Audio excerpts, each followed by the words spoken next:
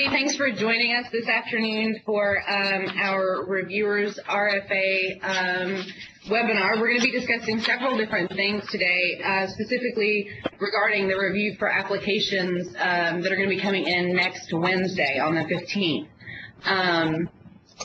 So we wanted to start off today talking just a little bit about an introduction about the Governor's Office of Early Childhood. I know that some of you guys probably, it'll be a review for you, but there are going to be some folks who don't know necessarily all of the background information. So we're going to touch on that really quickly.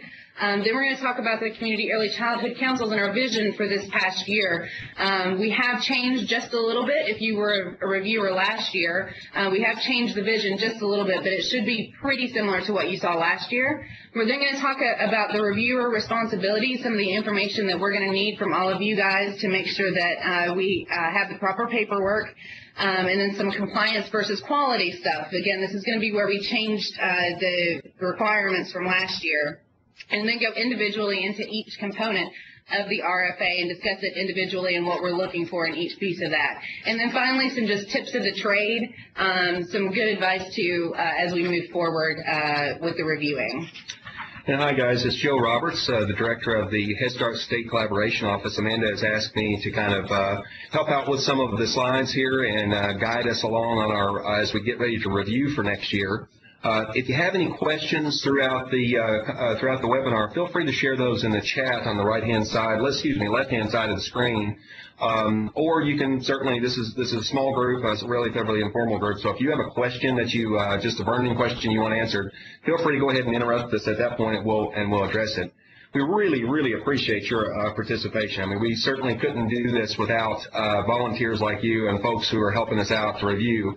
And as we go into a little bit more information about what our vision for the councils are, you'll see, I think it'll become very clear for those of you who are not maybe as familiar, that the councils are just a central portion of our strategy when we think about how we're going to best prepare all of our youngest citizens for kindergarten success and beyond.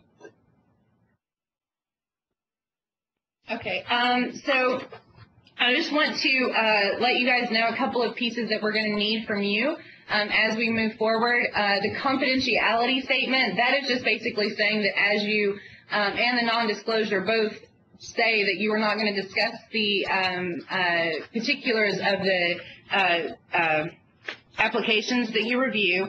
And so we'll need everyone to sign those and get those back to us. We'll put them up. We'll send that link back around that had the application on it for those of you that did do that, so that you can fill those out and get those back to us as quickly as possible. Now, once we get all of the applications in, you guys have reviewed them all, we will ask you guys to fill out a request for payment for those of you that are not working for the state, so that we can get you guys paid as quickly as possible. And then finally, the timeline. Next Wednesday is the application due date. That is, the applications must be postmarked by next Wednesday.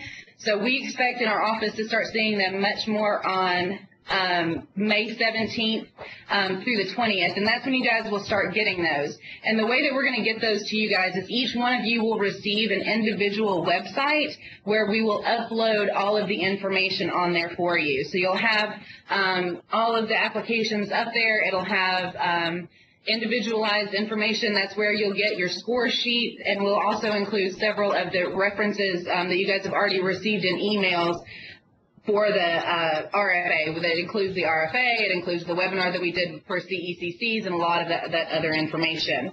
And then finally, we ask that you have your score sheets back to us by June 7th. Again, that will all be available to you on that individual website, and if you can just email that back to me at the end, that would be great. So before we get into sort of the particulars of this year's RFA and what things that have changed, I want to go into just a little bit of background because it's very important for you as reviewers to understand that what the community early childhood councils are and how they sort of play into the larger state vision of preparing children for school. If you don't have an RFA in front of you right now, might be a good time to go ahead and get that out and reference it as we go along, because we'll be looking at some of the specific sections of the RFA, and as Amanda kind of gets into the details, we'll be looking at a couple of the different like appendices items, in particular Appendix D, which is the scoring matrix. So with that, just a little bit of background. In 2011, when Governor Beshear created our office, the Governor's Office of Early Childhood, he tasked our office with pulling together all of sort of the multifaceted systems that represent the early childhood system in Kentucky. Most of the things that people think about are where children are at, the settings that children are in whenever we're referencing early childhood in Kentucky. So we talk about state-funded preschool, we talk about daycare or community-based child care, we talk about Head Start. But some of our data indicates that as much as 40% of kids in communities don't attend one of those settings prior to entering kindergarten. So we really think that in our office, we really believe that preparing children for school can't just be a Head Start problem or can't just be a preschool problem. We really see that this is a community issue. And the community early childhood councils are the vessels for the way that we see things get done on the community level. So councils play very, very heavily into our strategy for making sure that all kids arrive at school ready to grow, ready to learn, and ready to succeed in school and life. So that's what you'll be reviewing. You'll be reviewing applications for individuals or organizations, for counties that are applying for funding to start a community early childhood council. And we see it as the most critical of our work. We certainly work on state systems to make sure that there's barriers and obstacles that are taken down, but really the change has to occur on the community level.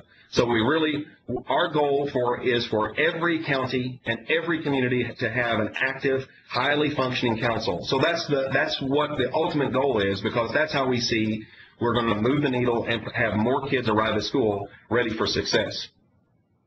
Now, the way that we've kind of done that in the past is that we look at 3 separate areas. And the reason that we're sharing this with you is this will mirror a lot of the applications that you'll read. You'll see that councils will be proposing activities that fall into one of 3 rough categories. The first is high quality and learning environments. And what we're talking about there is improving the of actual learning environments. It's important to note that in the past, councils had adopted some activities that focused a lot on childcare or for-profit childcare or community-based childcare. And that was incredibly important work, because we couldn't do what we were doing today. We couldn't be asking councils to do what they're doing today without that work. What we're asking councils to do today is broaden their scope. So to look at the entire community rather than just one particular sector like childcare or state-funded pre-K. We also want families to be supportive of families. We want councils to be supportive of families. So you may see that in some of your applications that you read that they are going to adopt activities that engage families and give them the opportunity to learn together. We're also very, very strong in our feeling that you have to have the right information to make right decisions. So we constantly look at councils to see, are they using data to identify needs? And we're going to go over that in a little bit more detail when we get to the early childhood profile portion of the webinar. But we encourage councils to constantly be on the lookout to use data to see if they're making the effects that they need in order to send more kids to school ready. And as we started to look at the different pieces to ensure that children and communities go to school ready, we really needed to make sure that we had increased collaboration on the ground with these CECCs. So we did a couple of different things. We ensured that there is collaboration with Head Start and preschool and, with the school districts and with child care by requiring that those 3 members at the very least be involved. You can't do much if you don't have the entire community on board of early childhood education. And also with the increased use of data, as Joe said, we're going to be looking a little bit more about what the expectations are for our CECCs to use that data to develop their plans. We're looking for CECCs to be intentional and deliberate with what they are, with the activities that they're proposing, with an improved community needs section, the development of a strategic plan, and focusing on high-impact activities rather than kind of trying to do it all. We're looking for them to really focus on something that will have a high impact on the community. And again, strengthening collaboration to build that foundation for success. So you kind of got some of the background here. We focus councils on squarely focusing, we refocus councils to have a heavy emphasis on everything that they should be doing. Every activity that they partake should be ultimately preparing more children in their community for school and for school success. So that's the ultimate goal that we've aligned councils, and that's what they're working for. Every child in every community. So as you read these applications, that should be the council's ultimate goal, is how are we going to, quote unquote, move the needle on school readiness in our community. Now, there's two separate components to the RFA, so we're going to get into these, but let's go ahead and talk about them now. There's two different types of components. There's the required components. Those are the things that they have to have, and we're going to ask you to check some of those out and make sure that those are present. But then there's the quality components. And that's what you see on your screen now. Amanda's going to talk a little bit about how these quality components sort of work together, and as you are evaluating these applications, this is what you're looking for. Did they sufficiently identify a need?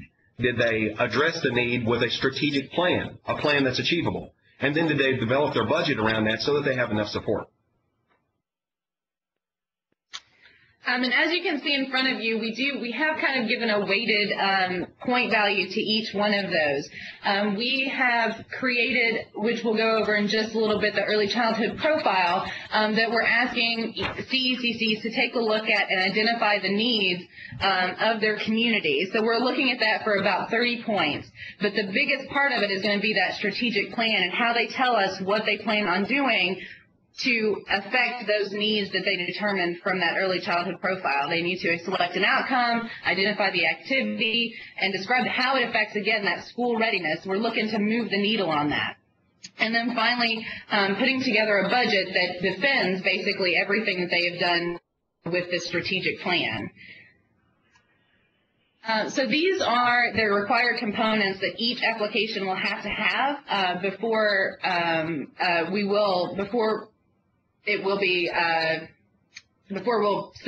it's submitted. The summary of previous activities, if it's available. Some councils didn't were in existence quite some time ago and have new memberships who weren't involved in the past. Some are up and coming. Some are brand new, have never done this before. So we won't always find that previous activities, but if the council has been around for longer than a year, we do expect something like that. A signed and notarized cover page, a members list that includes name, phone number, email address, and organizations represented. Again, we do have required memberships for the Head Start, the school district, and child care, so we need to make sure with that members list that all of those folks are represented. Letters of commitment from each one of those as well, and as well as other local interest groups, and sign conflict of interest statements from each member. If you've been able to take a look at that toolkit that we've given to the CECCs, we do have a draft up there for folks, so they should just have to print it off, but we do need to make sure that those are for each member in their packets. So as a reviewer, the tool that you'll be utilizing to give us feedback on each one of the applications we've asked you to review is your score sheet. If you scored with us last year, this is a familiar tool, but if you haven't, it's an Excel spreadsheet that you'll have access to download whenever we send you the link that has the RFAs that you'll be reviewing, so the applications that you'll be reviewing. And there is a section on there that we're asking you to review the application to see if these components are there. We will do a pre-screening in our office to check some of these, but we're asking that you do also check these off on your list. So there's a section that's not scored, there's no points associated with it, but you'll basically just tell us, did they have a summary of previous activities? Did they have a signed and notarized cover page, and so on? If any of those components aren't available, make sure that you clearly mark no, because we will have to go back and get that information before these applications can be qualified for funding. So it's really important that you take a look at the required components, because without those, you'll go ahead and score each one of them. So please continue with your scoring, but we will have to, as staff, go back and find out where deficiencies is. So if they left out their members list, we're going to have to contact them and say, you got to send your members list in. So you'll just indicate yes or no, are they there, and you'll go on and score the rest of the application in the sections that we're going to discuss in a moment. The first section then is the community community needs. This year, for the first time, we have provided all councils with a link to a document called the Early Childhood Profiles. The profiles were created in conjunction with lots of state partners, including the Department of Education, Kentucky Center for Workforce Statistics, the Early Childhood Advisory Council, and a whole lot more. It's basically meant to be the data. We're giving councils data so that they can identify the areas of greatest need in their community. And it's an incredibly important step with, are they submitting a quality application? Everything the council should be doing should be tied to some kind of a need. So in this section, we are asking reviewers to take a look and see, does the application show that they really did a thoughtful and thorough review of the data that they have available? Did they identify weaknesses, and did they identify strengths? Did they thoughtfully analyze the data in order to apply it to what is next, and that's the strategic plan? Now, here's a real quick cautionary note. When you review these applications, you will see a wide variety of capability. Some councils are just starting. Some councils just have a few folk, or just have the minimum number of members, and they may or may not have a great deal of grant writing experience. We want to be very, very clear with all the reviewers that you are not to count anybody off for things like grammar or punctuation, and you might even have to look in certain sections of the application to make sure that all of these components are there. So, for example, you might have to go back and forth on a couple of different sections and say, well, did they really use the data the way that we're asking them to use the data? And that's okay. We understand that there's a wide variety of capacity whenever it comes to our councils. Remember, at the end of the day, what we want is we want a high-quality application, and we want a highly functioning council in every county. So it's important to note that you may find some that are very easy to review and very concise, and others may take a little bit more interpretation. So keep that in mind as you're evaluating these applications. Again, the community profile, what we're really looking for there is, did they use it to develop their strategic plan? So that's what you're looking for to evaluate this section. Okay, again, going into that strategic plan, this is going to be the bulk and the most important piece of the applications that you read. What we're looking for here is for the councils to explicitly show us them looking at not just the county profile, but other information they may have access to define a need, to come up with an outcome, and how they plan on addressing those outcomes to lead towards school readiness in their community. So again, we're looking for outcome-based data review and analysis.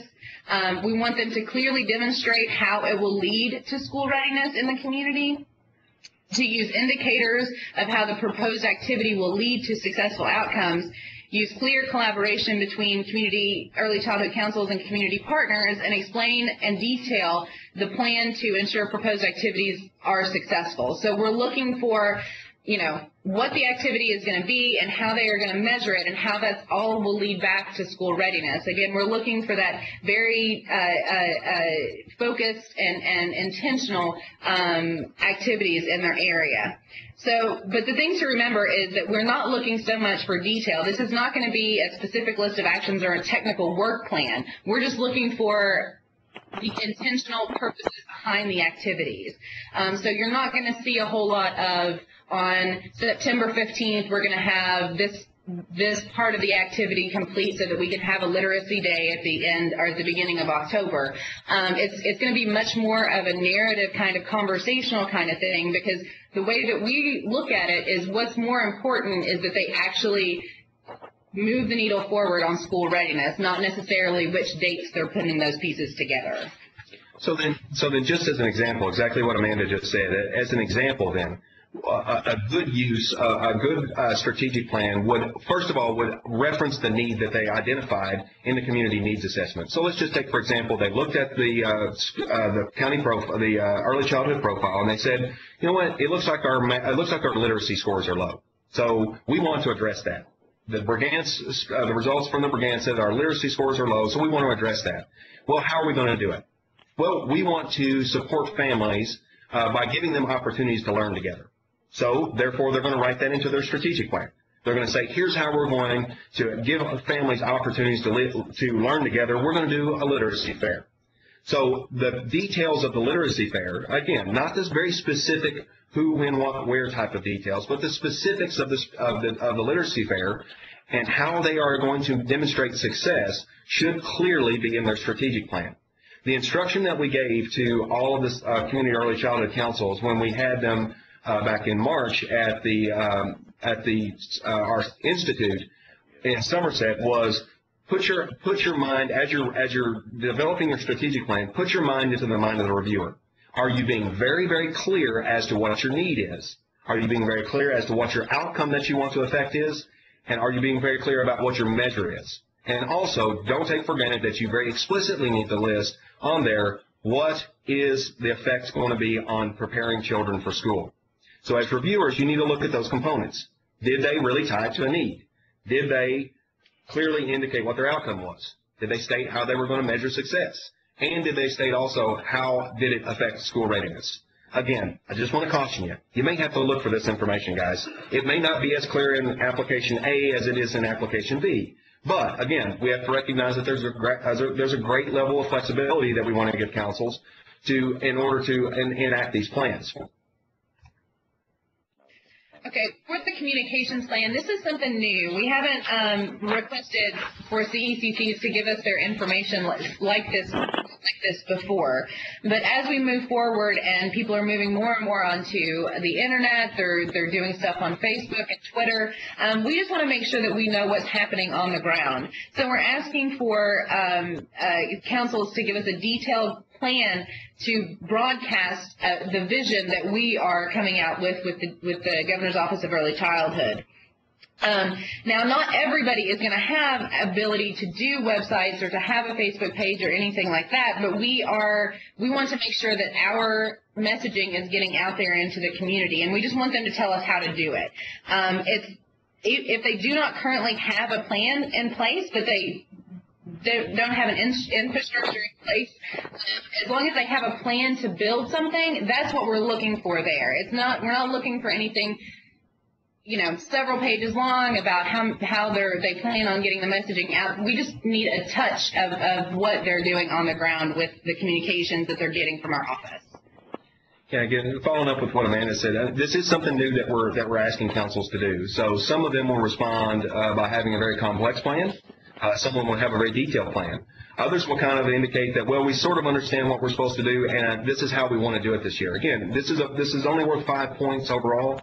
So when you're looking at that, does the plan give enough detail for you to score appropriately to give points to say that, you know what, they understand that there's going to be messages that are coming out, and this is the way that they're going to disseminate those to their communities that they work with. Moving on then to the last kind of component of what we would call the quality portion of an application is the budget and the budget narrative. There's really very little that has changed here from years past, except for this year we do have a requirement. So in the RFA, we did require that councils use the templates that we provided on our website. Now in the past, we very strongly suggested that they use the templates, but we didn't count them off on it. This year we have a data collection plan that depends on them using the templates because we're going to put this into a larger data system and we need them to use those tools in order to make that a little bit more seamless.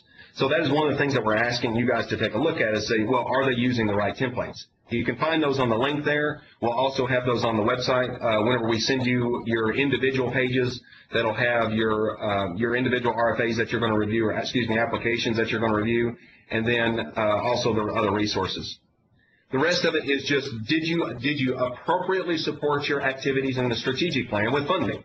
So did you give enough money where you said you needed money, and are you giving enough explanation on why the monies are going to be spent in that particular manner? And then the last one is they have to show that there is community resources that are being leveraged through the in-kind support.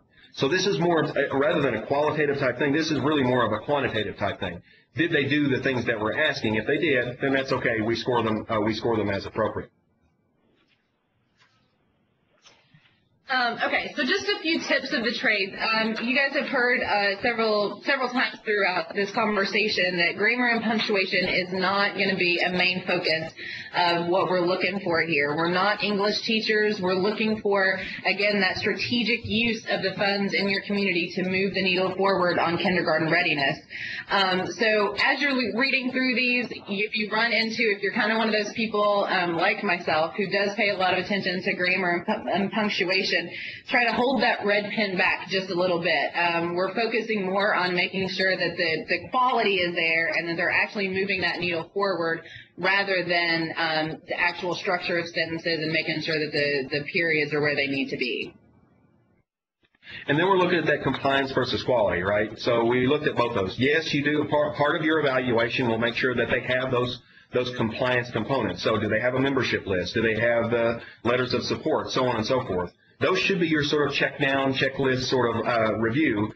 But then the rest of your evaluation is really going to focus on the quality. Did they appropriately use the tools that we provided to identify need? Did they do a good community assessment? Did they use the needs that were identified in that to write their strategic plan, to choose a outcome? Did they appropriately measure their outcome? And what effect is that going to have on moving the needle for school readiness in their community? And then lastly, of course, did they appropriately budget for it? So that's sort of the compliance versus quality. This year we've got a lot more of the quality components than we did from last year. Last year's was more of a check-down list. Did they have this component? Did they have this component? This year we're really asking reviewers to thoughtfully review and see if communities who are turning in applications have developed a sufficient enough plan in order to move the needle for school readiness in their community. And then I can say from my experience from last year that one of the most important guidances that we can give reviewers is comment, comment, comment. So especially when you get your score sheet, you'll see that there are two fields. With each one of the sections, so community needs, strategic plan, budget, and budget narrative, we're asking you to identify not just weaknesses, but also some strengths. Be as thorough as you can in those two comments, because what we find is that the grantees, the people that are writing the applications, really do value the feedback. If you are not giving them full credit, then make sure that you include comments that said, you know what, I recognize this as a weakness. It would have been better if the grantee or the applicant would have done this, or would have provided additional information. This is very critical information, and frankly, it will also keep us from coming back to you, perhaps saying, well, you scored them at an 80, but you didn't give us any comments. We really require the comments in order to accept the score, because we want to communicate that back to the folks who are applying. Also, when you get the score sheet, so that's your main communication that you're going to have between us after you're done with your evaluation. Again, the score sheet will be provided as a link on your individual webpage whenever we send that to you. So when you get the score sheets and you're finished, you send those to amanda.riley@ky.gov. Now, this will also be on the sheet, but we wanted to mention that that is your way to tell us that you're complete with that particular application's evaluation. And then at the end, we'll have to have a signed invoice that has personal information. For those of you that have reviewed with us in the past, this is the same process. For those of you that have not, it's a very simple process where we're just asking you for some of your personal contact information so that we can basically get you into the state system and get you paid. So as you've heard again several times, is we are going to have a reviewer's toolkit, and it's going to look. Each one of you is going to have a specific link that will come to you from our offices, which will have your applications. We're going to ask you to review for us, the non-disclosure and the confidentiality forms, the score sheet. We'll have some other things like examples of what we found last year to be good comments and good constructive criticisms from reviewers. We'll also put some links to some other webinars that we've had this year, specifically dealing with the RFA and, of course, this last request for applications. So hopefully everything that you'll need will be there.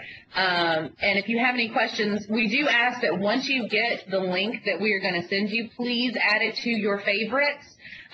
because we're not going to post those easily findable on our website. They're going to be individually tailored to you. So we ask that you please go ahead and save that website to your favorite so that you can easily find it and get back to your applications whenever you get a chance. So in closing, that's kind of a rapid-fire version of what we're looking for reviewers to do. And again, we can't thank you enough because, as you heard from the opening, councils are just a key component to our strategy. We really feel like communities have to take responsibility for preparing all of the kids in their cities and towns for success in school. And we really see that councils are the vessel to do that. So councils are very central to our theme to move the needle for kindergarten readiness. And again, remember the overall goal here. We want successful councils in every single county. So as you're evaluating, again, I'll stress that you're going to see a wide variety of what would be descriptive abilities and writing abilities, and that's okay. We expect that because we see it as a building process. So first, we want to make sure that we got councils that are in every community, and as we start to work individually with other councils, we're going to bring those levels of quality up to where we can support even higher readiness levels. So with that, I think we have a few moments we're going to pause for some questions. If you would like to write in the left-hand side, you can certainly do it via chat, or you can ask us, you can unmute if you were muted and ask us verbally now.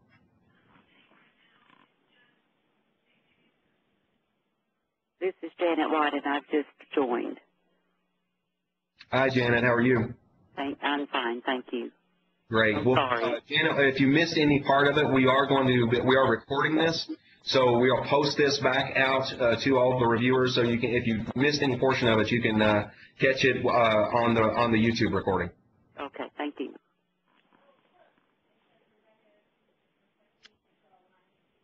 Are there any other comments then questions? All right, as you all know, we work very closely with our friends, and you guys are our friends. So if you have any questions or anything comes to you as you're reviewing, then please feel free to pick up the phone, call Amanda, call myself, call the office as you're going through the review. Feel free to go back and take a look at this presentation if you have any questions. We covered a lot of ground in a very quick amount of time, so if you missed something or need guidance, and again, just think of the highlights. As a reviewer, we're really depending on you to make sure that these applications that you're reviewing are going to be are in compliance, but then also represent a high level of quality. So we hope that as the applications get in your hands in the next week, we wish you happy reviewing, and hope that you will give us a call or shout at us if you have any questions.